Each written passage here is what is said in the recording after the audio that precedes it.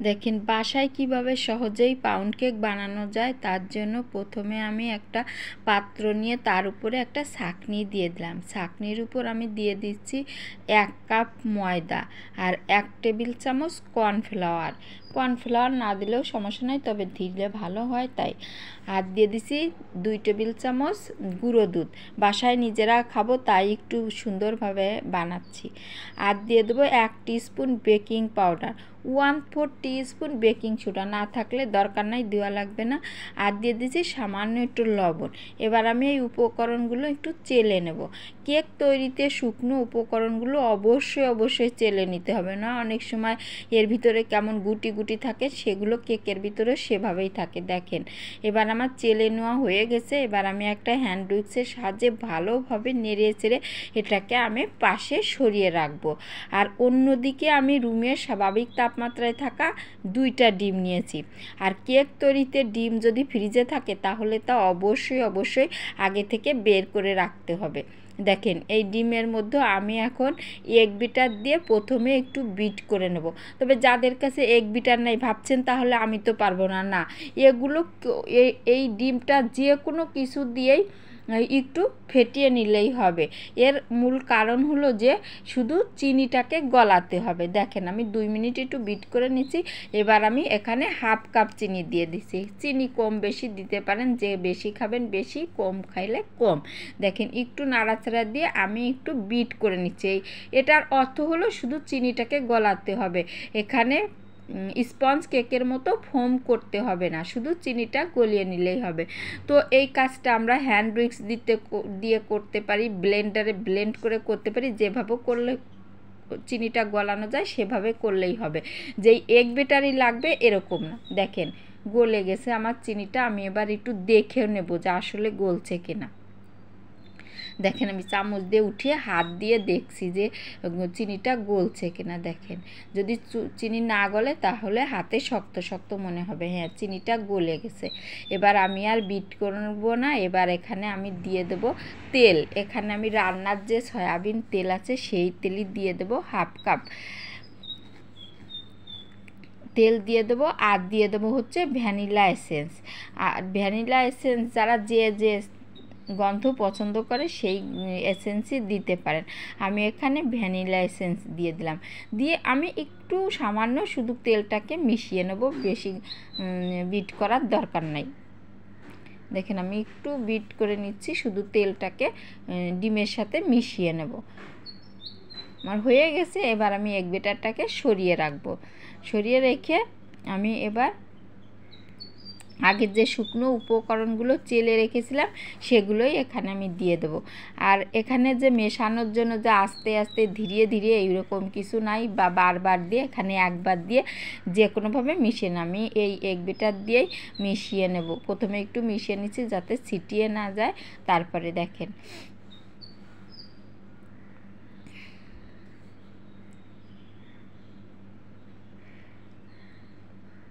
মিশিয়ে নিয়ে বেটারটাকে আমি সরিয়ে রাখবো।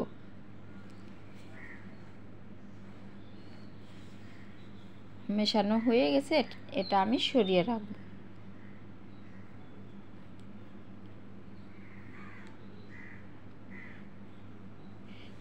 এবার আমি চামচের সাহায্যে আরও ভালোভাবে মিশিয়ে নিচ্ছি। আমি এখানে 1 ফুট আমি ফুড কালার দিয়ে দিচ্ছি, সাদাটা কেমন জানি লাগছিল তাই। এটা যে দিতেই হবে এমন কোনো না, আমার মনে হলো তাই আমি দিলাম। তবু নাড়াচাড়া করতে আমার কাছে মনে হচ্ছে যে ব্যাটারটা একটু ঘন মনে হচ্ছে, তাই আমি এখানে 2 টেবিল চামচ একটু লিকুইড দুধ দিয়ে দিলাম যাতে ব্যাটারটা একটু পাতলা হয়, তার জন্য। দেখেন দিয়ে আমি ভালোভাবে মিশিয়ে নিচ্ছি।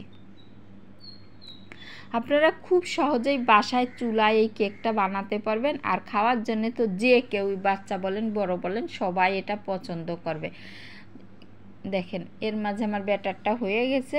এবার আমি ব্যাটারটাকে ভালোভাবে মিশিয়ে এটাকে আমি পাশে সরিয়ে রাখবো। দেখেন ব্যাটারের ঘনত্বটা কেমন হয়েছে।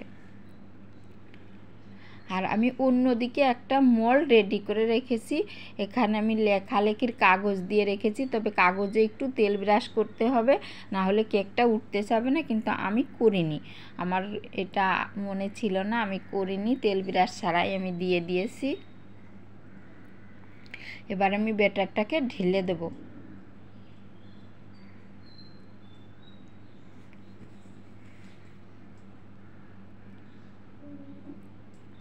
ব্যাটারটাকে একটু উপর থেকে ঢেলে দিচ্ছি।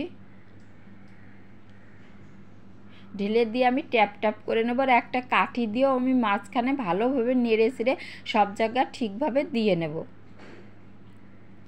দিয়ে নিয়ে আমি চামচটা দিয়ে একটু মাঝখানে করে দিচ্ছি, যাতে বেক হওয়ার পরে একটু মাঝখানে দাগ দাগ হয়, এই কারণেই। এটা শেষ করে আমি কিছু বাদাম আর কিশমিশ কেটে রেখেছি, সেগুলো আমি এখানে দিয়ে দেব। এখানে আপনারা বিভিন্ন ধরনের ড্রাই ফ্রুটস দিতে পারেন, তারপরে মোরব্বা দিতে পারেন, যে যে ধরনের পছন্দ করেন সেটা দিতে পারেন। আমি গরিব মানুষ, আমার এত কিছু কেনার সামর্থ্য নাই, তাই আমি শুধু বাদাম আর কিশমিশ দিয়ে দিলাম। দেখেন আমি দিয়ে দিচ্ছি, আমি উপরে দিছি, ভিতরেও দিতে পারেন, যে যেভাবে পছন্দ করেন সেইভাবে দেবেন, কম বেশি, কালারফুল টুটি ফুটি। এবার এটা দেওয়া হয়ে গেলে আমি এটা রেখে দেব, আর আমি চলে যাব বেক করার জন্য চুলায়। দেখেন চুলায় আমি 10 মিনিট মতো এই প্যানটা দিয়ে রেখেছি এবং চুলার জাল আমি অন করে রেখেছি। আর আমি এই প্যানের মধ্যে 1/2 ইঞ্চি পরিমাণ বালি দিয়ে রেখেছি, একটা স্ট্যান্ড দিয়ে রেখেছি। আর আগেই বললাম আমি এটা গরম করে নিয়েছি। এবার আমি কেকের মলটাকে ভিতরে বসিয়ে দিলাম। যদি কেকের উপরে আপনারা কালার আনতে চান তাহলে নিচে কাগজ দিয়ে উপরে সিলভারের ঢাকনা দিয়ে দেবেন, তবে আমার কাছে এইরকমই ভালো লাগে, তাই আমি সিলভারের ঢাকনা দিইনি, আমি ফ্রাই প্যানের ঢাকনাই দিয়ে দিয়েছি। এবার আমি ঢাকনা দিয়ে যে ঢাকনার যে ছিদ্রটা আছে ওই ছিদ্রটাকেও আমি বন্ধ করে দেব। আর লো হিটে বেক করব হচ্ছে 35 থেকে 40 মিনিট।